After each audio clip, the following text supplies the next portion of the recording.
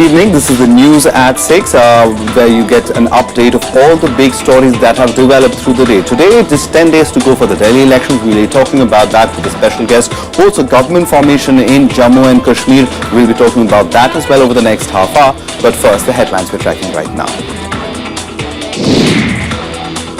Senior BJP leader Ram Madhav indicates that the PDP-BJP close to government forming the government in Jammu and Kashmir. Allahabad High Court commutes death sentence of Nithari serial killer Surinder Kohli to life imprisonment. Court cites inordinate delay in deciding his mercy petition. A day after Obama's departure, Pakistani Prime Minister Nawaz Sharif calls India an important neighbor, but a key advisor calls Indo-US nuclear deal a threat to regional stability. And in the Australian Open, defending champion Stanislav Wawrinka and top seed Novak Djokovic and Serena Williams through to the semi-finals.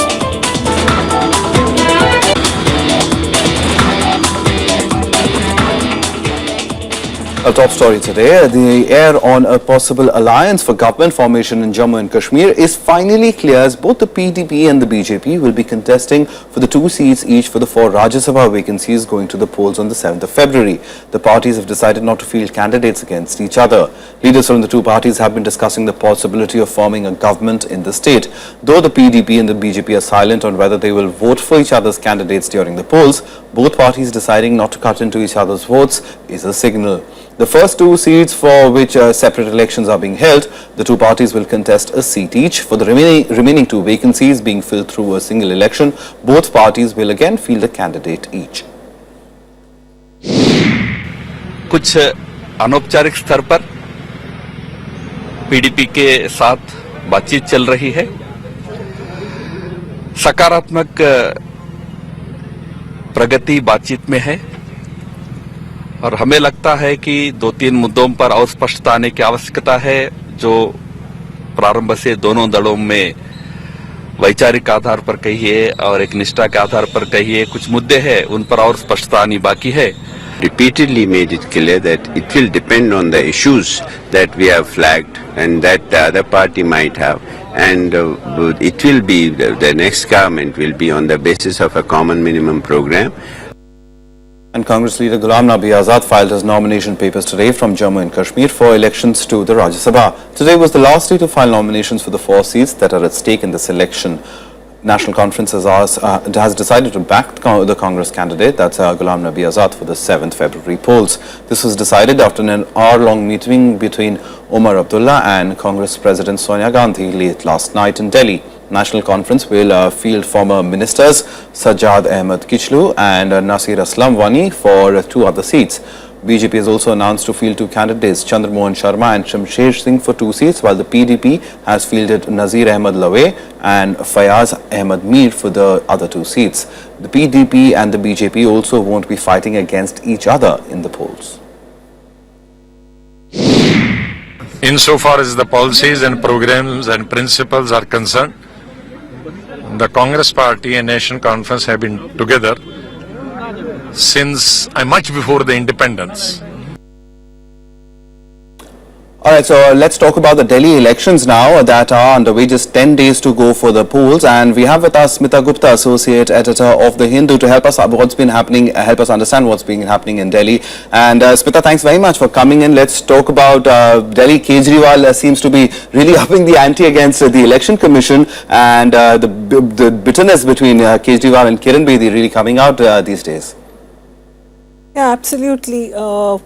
The BJP, in fact, has, by making Kiran Bedi its chief ministerial candidate, it sought to, in a way, weaken the Aam Aadmi Party, because as things have been unfolding over the last few weeks, the general consensus among those who are watching the elections closely is that the election is likely to turn out to be a BJP versus Aam Aadmi Party contest. That the Aam Aadmi Party, which the BJP had hoped that over the 1 year since President's rule was imposed, would weaken, especially as Mr. Kejriwal had quit the government after 49 days. But the Aam Aadmi Party seems to have picked up in recent weeks, and with this election sort of become a kind of BJP versus Aam Aadmi Party contest. Now it appears to be an Aam Aadmi versus Aam Aadmi contest again at the chief ministerial level, with Kiran Bedi and Mr. Kejriwal at each other's throats. Mr. Kejriwal in recent weeks has first was censured by the Election Commission, I think about 5 days ago, and on a particular statement that he had made, he had said that voters were free to take bribes if they were offered by the BJP and the Congress, but that they should vote for him. But he has so the Election Commission censured him 5 days ago on a complaint made by these parties. Yesterday, the Election Commission went a step further and gave him a warning and said that if he were to make a similar statement again, then they would have to think of some serious action against him. He has also used Kiran Bedi's face on an election poster, which he has used at the back of auto rickshaws, in which he has described her as an opportunist. So the BJP has also complained to the Election Commission about this, and Ms. Bedi has also said that she might have to take some legal action.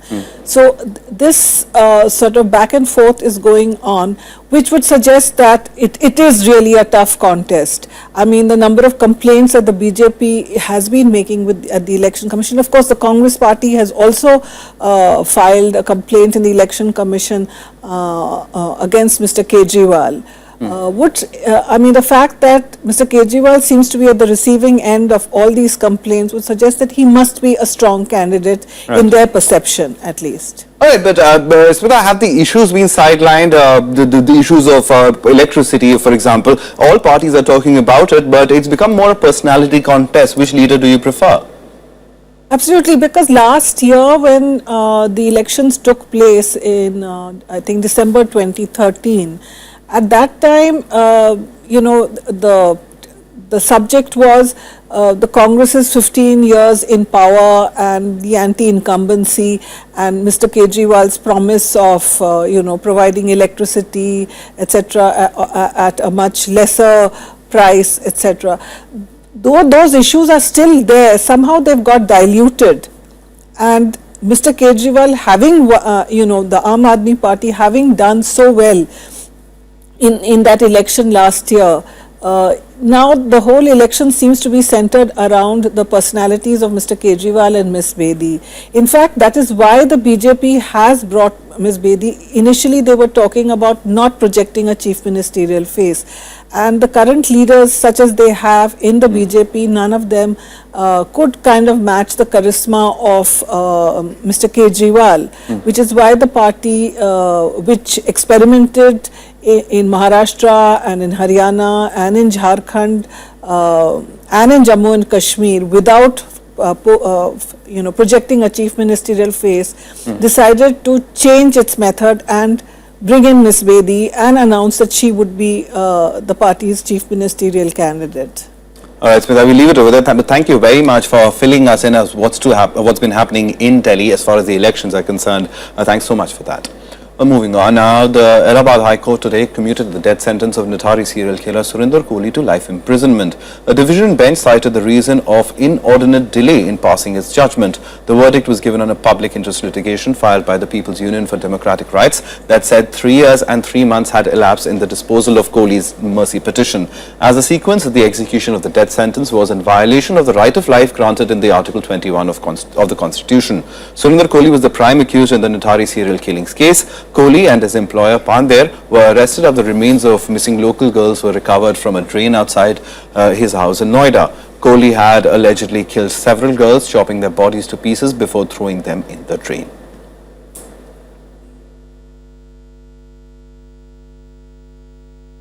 The cabinet is set to meet in a short while. It is likely to consider the reserve price for spectrum auction in the 2100 megahertz band, which is being used for providing 3G mobile services. The Inter-Ministerial Panel Telecom Commission has suggested a base price of 3,705 crore rupees per megahertz as base price for the upcoming auction scheduled for the 4th of March. The auction, which is expected to raise as much as $10 billion for the exchequer, will be the fifth such sale of airwaves needed by telecom firms to offer wireless data and mobile services in the country. Last week, the cabinet had approved swapping of 15 megahertz of 3G spectrum between Defence and Telecom Ministry.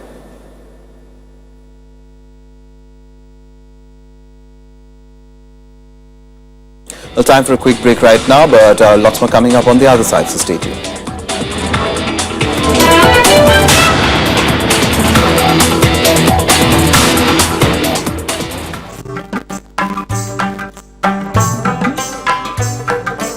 Tradition dating back centuries.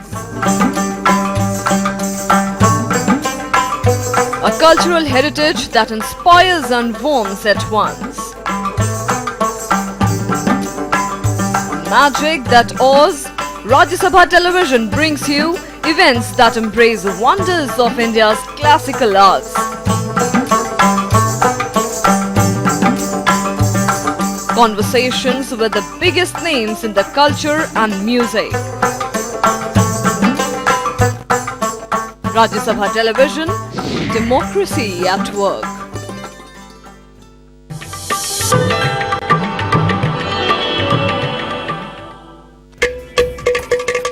घटम प्राचीन दक्षिण भारतीय ताल वाद्य जब बजता है तो सृष्टि के 5 तत्वों धरा, जल, वायु, अग्नि और आकाश के स्वर को इसकी धुन में किया जा सकता है महसूस। घटम पर उंगलियों और हथेली के थाप से उत्पन्न हुई स्वर तरंग पैदा करती है अद्भुत ताल।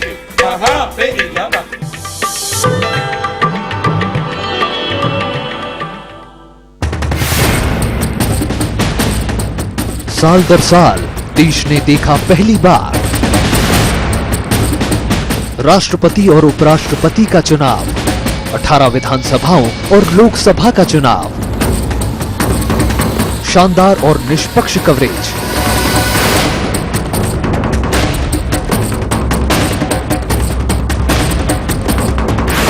सिर्फ राज्यसभा टीवी पर। In the Maths Factor, we travel through time and space and see how maths has evolved and how it is a part of the world around us. Join us on Rajya Sabha television. Watch the Maths Factor every Sunday at 8 a.m.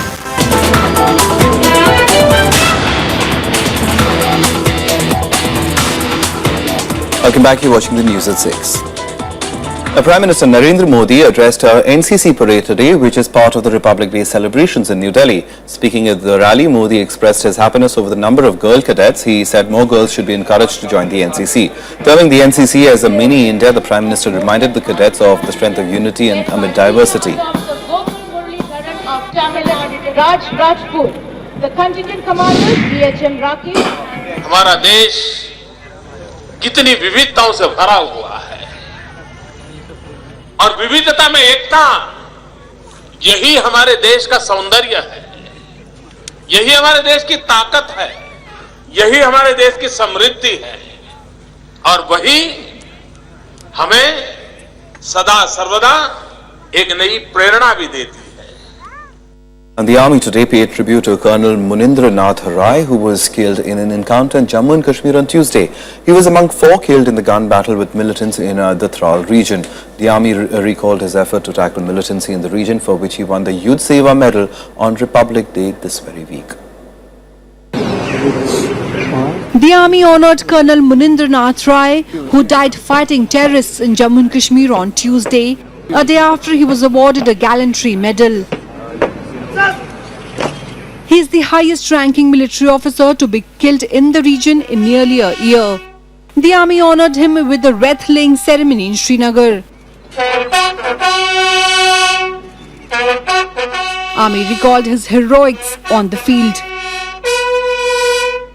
The commanding officer was in charge right in front when he was approached by the father of one of the slain terrorists that his son would like to surrender. He asked him to go ahead and get him to surrender. At the same time, the slain terrorist's brother also approached. Under these circumstances, both the terrorists rushed out of the house that they were in and fired rampantly. The terrorists were shot down. The colonel died in hospital succumbing to injuries. He was the youngest of 13 officers awarded the Yudh Seva Medal on Monday for killing a terrorist in a close battle last year. The Yudh Seva Medal is awarded for the highest degree of distinguished service in a war or conflict. I must say it was a very, very brave act, and it also indicates that our army officers lead men from the front. J&K Police Head Constable Sanjeevan Singh was also killed in the fierce encounter. Police identified the militants killed in the encounter as Hizb District Commander Abid Ahmed Khan and his associate Shiraz Dar. Meanwhile, UP government has announced 30 lakh rupees as compensation to the family of the martyred colonel. Bureau Report, Rajya Sabha TV. Now, swine flu continues to claim lives across the nation with at least 5 dead since yesterday. 4 people have died of swine flu in Telangana as the H1N1 virus continued to spread across the state. With this, the total number of deaths in Telangana during this season rose to 26. At least 10 medical staff were among those who got infected on Tuesday. In Amritsar, a 50-year-old woman died of swine flu yesterday. So far, at least 75 people have lost their lives in just over 6 weeks. Experts say that the low temperature across the country is the cause of the outbreak. And now look at all the other national news and updates we're tracking in nationwide. Delhi Police's special investigation team today questioned former Samajwadi Party leader Amar Singh in connection with the murder case of Sunanda Pushkar. Amar Singh had claimed that Sunanda had accepted the blame for IPL wrongdoings. Reportedly, the investigators are examining whether the IPL controversy had anything to do with Sunanda's death. The National Investigating Agency today arrested 4 more accused in connection with its probe into the Burdwan blast case. The 4 allegedly played a crucial role in carrying out the blast. The NIA had earlier arrested Shahnur Alam, a key suspect in the case and alleged financial brain of terror group Jamaatul Mujahideen Bangladesh. 2 suspected terrorists were killed in the blast in Burdwan last year. The Delhi High Court today issued notice to the centre on the plea filed by Greenpeace activist Priya Pillai challenging her offloading in Delhi this month. The court issued a notice to the Home Ministry, Bureau of Immigration and the IB. The court asked them to file their responses by the 6th of February. The court has termed the Offloading Act as illegal and violation of a basic rights to personal liberty and freedom of speech. Prime Minister Narendra Modi today paid tribute to noted freedom fighter Lala Lajpat Rai on his 149th birth anniversary. The Prime Minister remembered him as a unique personality ahead of his time. The Punjabi author was popularly known as Punjab Kesari and Sher-e-Punjab.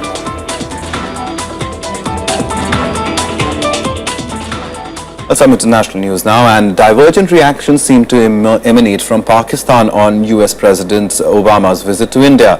While Prime Minister Nawaz Sharif said Pakistan would like to be treated on the basis of mutual respect, a close aide came out strongly against Obama's overtures to India. Here's more. Pakistani Prime Minister Nawaz Sharif has called India an important neighbor, even as Sartaj Aziz, his advisor on national security and foreign affairs, condemned the Indo-US nuclear deal. Sharif told Pakistan's High Commissioner to India, Abdul Basit, that Pakistan will like to have normal relations with the country on the basis of mutual respect and sovereign equality. This was in stark contrast to statements made by Aziz, who not only criticized Indo-US attempts to operationalize the Indo-US nuclear deal, but also Obama's support for a permanent seat for India at the United Nations Security Council. A clearly peeved Sartaj Aziz said, and I quote, "Operationalization of Indo-US nuclear deal for political and economic expediencies would have a detrimental impact on deterrent stability in South Asia," unquote. On exemption for India from NSG rules, he said this would further compound the already fragile strategic stability environment in South Asia, would further undermine the credibility of NSG and weaken the non-proliferation regime. Aziz also hit out at Obama's support for India's permanent membership of the United Nations Security Council. Proposals to add new centers of privilege in the Security Council run counter to these collective objectives of Security Council reform. Aziz said Pakistan rejects any insinuation or aspersion over its commitment to fight terrorism, calling Pakistan terrorism's biggest victim. Bureau Report, Rajya Sabha TV.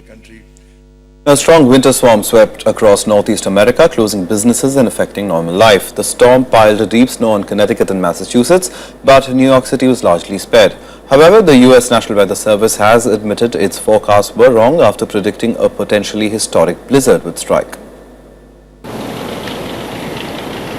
A powerful blizzard struck Boston and surrounding New England, leaving some 4.5 million people grappling with as much as 3 feet of snow and coastal flooding. However, the storm spared New York City residents who had braced for a significant blast. Snow was forecast to keep falling on Wednesday in eastern New England, possibly setting a record snowfall in Boston. Storm-driven coastal flooding added to the state's woes as low-lying towns south of Boston grappled with rising water. However, travel bans were lifted at many Northeast American counties as the storm Juno did not follow its predicted path. That effective immediately, we're lifting the travel ban in Berkshire, Hampden, Hampshire, and Franklin counties. The travel ban, however, will continue to apply to I-90, Mass Turnpike. The U.S. National Weather Service admitted its forecasts were wrong, but New York City mayor claimed that they had dodged the bullet.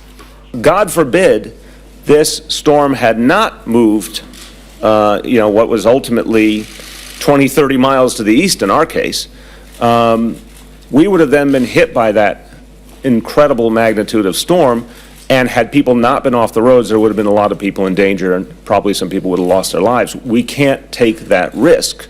The U.S. Met Department is still warning of potentially life-threatening conditions along the New England coast as the storm heads north into Canada. Bureau Report, Rajya Sabha TV. Time now for all the other international news in our segment Global Buzz. Japan vowed to continue its fight for the release of Islamic State captive Kenji Goto. A video appeared of Goto on Tuesday in which he gave the warning that he could be killed in the next 24 hours. Japan has also sought Jordan's help in securing the hostage. The World Bank president has warned that the world is dangerously unprepared for future deadly pandemics like the Ebola outbreak in West Africa. He proposed emerging nations, developed countries and global aid organizations to participate in a kind of insurance system to help pay for health crises like Ebola outbreak. He said he expected a proposal for this to be presented to leaders of developed and developing countries in the coming months. The United States, Japan and South Korea agreed to maintain sanctions against North Korea while opening doors for bilateral talks. The three nations held talks in Tokyo on Wednesday to resume international negotiations on denuclearization. North Korea has been hit with more sanctions recently. US President Barack Obama issued an executive order on the 2nd of January to impede Pyongyang's access to US financial system after a cyber attack on Sony Pictures Entertainment.